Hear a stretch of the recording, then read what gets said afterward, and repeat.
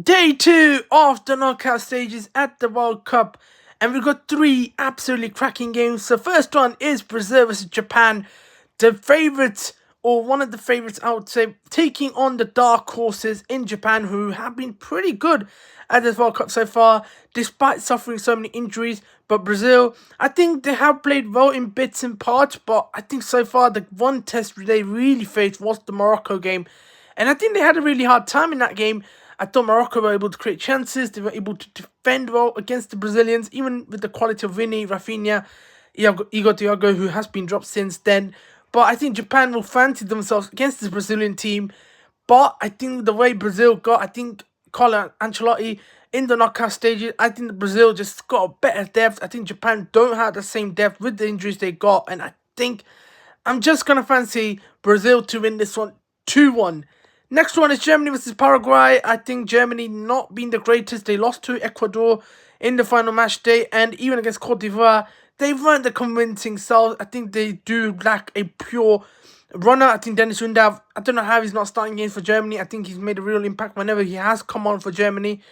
Paraguay, they done well. They beat the Turkey. They got a draw against the Australians, and now they're here in the knockout stages. But I think this might be a bridge too far for them personally, and I do think the Germans will get over the lines, and I think it's going to be a 2-0 Germany win. Finally, we got the game of the round. I think this is going to be a brilliant game. Netherlands taking on Morocco. Morocco, I think, have been really bright at times. And if you watch their games, the first 30-35 minutes, they are really threatening. They're really onto you. But as the games have gone on, I think dudes seem to tire out a bit. I think they gas out.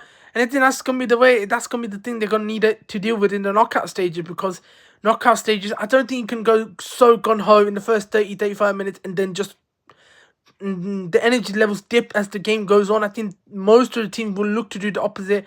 They will look to stay in the game as much as possible and give it their all in the last 20-30 minutes, like Canada did yesterday.